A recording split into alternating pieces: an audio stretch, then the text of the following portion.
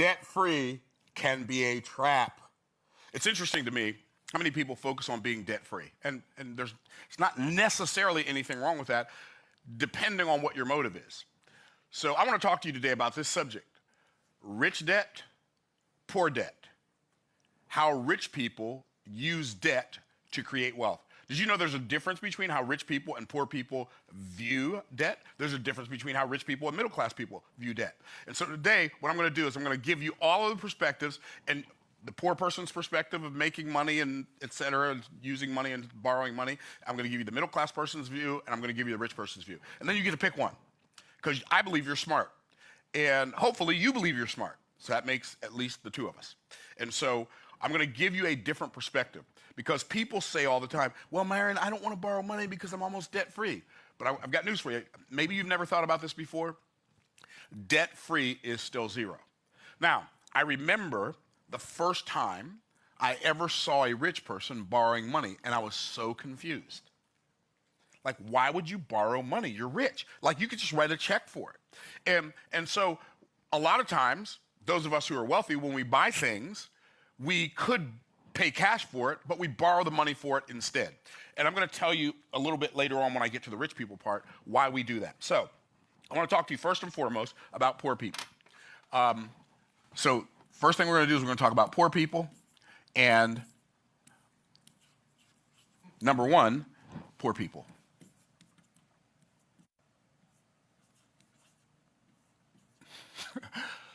Calm down, Myron. I know you're excited.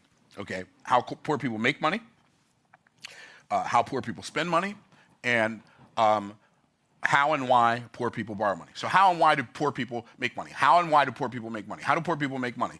Well, how? How do poor people make money? How? Well, they exchange time for money because they believe this lie, that time is money. So poor people make money by exchanging time for money. They'll say, I'll work for you for X amount of dollars an hour. And by the way, there are some middle class people who also exchange time for money, so we'll get to that in a minute. But poor people, basically one of the reasons they're poor is because their own effort over time is the only resource they have to use to make money. So if you think about wealth, as a spiritual outcome, right? Wealth, abundance. Spirit is abundant, right? Like there's no limit to spirit. It's limitless. It's abundant, right? There's so much that there's more than enough for everybody to have more than enough. There'll still be more than enough left over. It's like oxygen, right? But because wealth is a spiritual outcome, if you are using a limited, by the way, it's not only spiritual, it's an unlimited spiritual outcome. So if you look at the 4 levels of value, being the lowest level of value is implementation, the resource that you use on that level is you use your muscles over time. And in fact, I'm going to do it this way. You use your muscles over time to create wealth.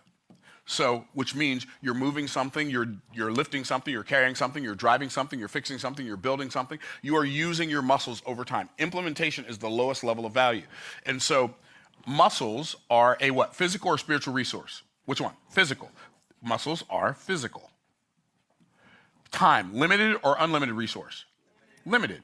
So what you're doing is you're multiplying a physical resource times a limited resource and hoping for an unlimited spiritual outcome. This is why working for money, this is why this can never make you rich. Now, you can do this and get rich, but you won't get rich because you did that. Okay? You can do this as you are creating wealth, but you're not going to do this and get rich because you did this. So the lowest level of value, because wealth is the result of value creation, right? So the money that you make is the result of the value that you create for somebody other than yourself. I did a video a long time ago called Money is Not Wealth. And if you want to know more about that in detail, go watch the video. But money is not wealth. Well, if money is not wealth, what is wealth? Wealth is your ability to create value for someone other than yourself. The greater value that you can create for the greater number of people that are not you, the more wealth you have. Because that's what wealth is. Wealth is your ability to create value for somebody other than yourself. So this is the lowest level of value. So you multiply A limited resource times a physical resource, and then what you get is you get a limited outcome.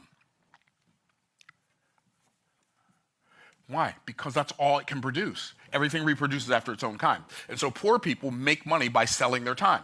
And then what do? Because oftentimes, at least this was the case when I was poor, oftentimes when you don't have enough money to do the things that you dream about, what you do is when you come home from working for money is you anesthetize yourself by doing activities that don't have the ability to make your life better, like watching TV, like drinking a can of beer, like hanging out with your buddies at the bar, like joining a bowling league. There's nothing wrong with joining a bowling league. There's nothing wrong with, in of itself, watching television, unless you're broke, right?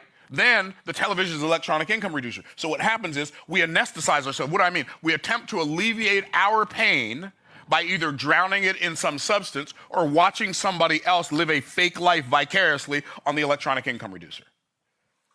So what we could do instead with that discretionary time is we could have some discretion and do something during that time that's not going to be exchanging time for money. We could learn a new skill during our discretionary time. We could build some new relationships with some different people during our discretionary time, right? And so we could build a system with our discretionary time. So how poor people make money is by exchanging time for money. Why do poor people make money? Poor people make money for one reason. So if you look at my concept in Trash Man to Cash Man of the financial house, right? You've got your income window, right? Most people get their income from their job. This is the trade time for money. So that's these people. So the income comes into the income window. Then you have your IPA window. And then down here you have your outgo window. And then up here, in here, you have your, over here you have your WRL window. So IPA, what's that stand for? Income producing assets. Poor people don't have any income producing assets. That's why they're poor. They are their only asset. Wealth reducing liabilities. Well, they don't have good enough credit to have a lot of wealth reducing liabilities, so they don't really have a lot of those either. Maybe a car, maybe they own their own house. But the primary purpose of a poor person making money is to pay bills. Do you like your job? What do people say? What do poor people say when you ask them, do you like your job? I gotta pay the bills. Think about it. That's what I used to say. You gotta pay the bills. So it doesn't matter if I like my job or not, I gotta pay the bills. So I'm gonna go do this work that I don't wanna do because I gotta pay the bills. Okay, cool. So this is how poor people make money. This is how, why poor people make money. And then when it comes to borrowing money, how and why do poor people borrow money? This is really sad. And I know this because I used to be poor. How do poor people borrow money? Poor people, when they borrow money, poor people borrow money. Poor people. People borrow at high interest rates. In fact, I'm just going to put that at high interest rates, H-I-R, high interest rates, and that looks like a B, but it's an R, trust me. Okay, so high interest rates, and they borrow money to buy depreciating liabilities. And oftentimes, because they generally don't have good credit, they get intro credit cards with higher interest rates, like 24% or higher, 28%.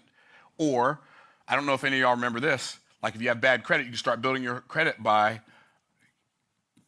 I don't know if any of y'all remember that, you get the Fingerhut catalog, you order some stuff on Fingerhut. Anybody remember that? Anybody on YouTube remember that? And so what happens is you buy stuff on Fingerhut they'd sell it to you on credit, charge you an insane interest rate, but then you start developing some credit. And then you can get a Sears card or a JCPenney's card or a Boscov's card if you live in Harrisburg, Pennsylvania, right? And so you get your department store cards.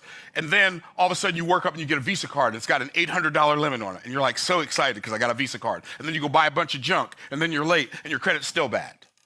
So borrowing money for poor people is generally a trap because they don't have a strategy for borrowing money. They're just borrowing money to buy stuff that they don't have the money for. Not a good idea. This is how poor people make money. This is why poor people make money. This is how poor people use credit. And why they use credit is because they want stuff that they can't afford to buy. Okay, well, that's not where you want to be. Like, you don't want to be buying stuff out of a Fingerhut catalog. No, no shade to Fingerhut. I mean, they gave me my first opportunity to buy stuff on credit. Okay, so you don't want to use the Fingerhut catalog. So, middle class people. Let's look at middle class people. Why and how do middle class people borrow money? So middle class people make money by same thing. They either sell their time, right? Selling their time, just like, and they may have some investments, some small investments. Middle class people don't have a lot of investments, some small investments. They might invest in a little Airbnb, or they might invest in a couple of stocks, and they're saving towards retirement. The objective of making money for middle class people, financial house again, they got their income window from their job, right? And they have a very small IPA window. They got a couple of investments in there, and they have really good credit. They pay their bills on time, so then they can buy wealth-reducing liabilities that make them look rich. Because then, at least people won't know that I don't have money. So I'm going to buy a more expensive car than I need, and I'm going to live in a more expensive neighborhood than I need to live in, and I'm going to buy designer clothes. I'm going to do all of this on credit. And so what happens with middle-class people, and then you have the outgo window, is they borrow money to buy stuff, and they pay their bills on time, and so they accumulate a bunch of stuff that becomes worth less over time, and then that goes out the door in the form of bills. So poor middle-class people are focused on building their credit to buy things. I use credit cards. I don't use debit cards. I'm going to get to that strategy in a minute. I'm going to show you, when I show you why, the reason rich people borrow money is very different than the reason poor people borrow money. Okay? So this is why. This is how they make money. They sell their time, and they might even get a salary. Maybe they're not selling their time by the hour. They may have a salary, right? And now they make even less money than they'd make if they were selling their time for money. And so then what happens is they do this so they can build up a lot of credit. They borrow a lot of money. Some of them still have college debt, so they might be a little bit more educated, but it's going to take them 20 years to pay off their college debt. And so they're working all this time for this magical time in the future called retirement. I don't even know. I'm not exaggerating when I say this, retirement. I don't even know any rich people who desire to retire. Like, I'm 63 years old. Are you going to retire in 2 years? Retire and do what? Like, what am I going to do when I retire? Sit around and do nothing? Like, why is that inspiring to people? Like, why is that an aspiration? I want to get to a place where I don't have to work for money. Well, get to a place where you don't have to work for money, but like, don't wait to do that. You can stop working for money now and start working for other reasons now. Like, I work to build relationships. I work to build systems. I work to learn new skills. I don't work for money. The money is just a byproduct of creating a lot of value for other people. Okay, so poor people, middle-class people, they borrow money, and then they pay their bills on time, but they don't ever really just pay off I'm not debt-free, but I pay my credit cards off every month. I have no desire to be debt-free. In fact, in 2025, I fully expect to accumulate hundreds of millions of dollars of debt. And I know that's, like, when I say that, that's like, what did you just say?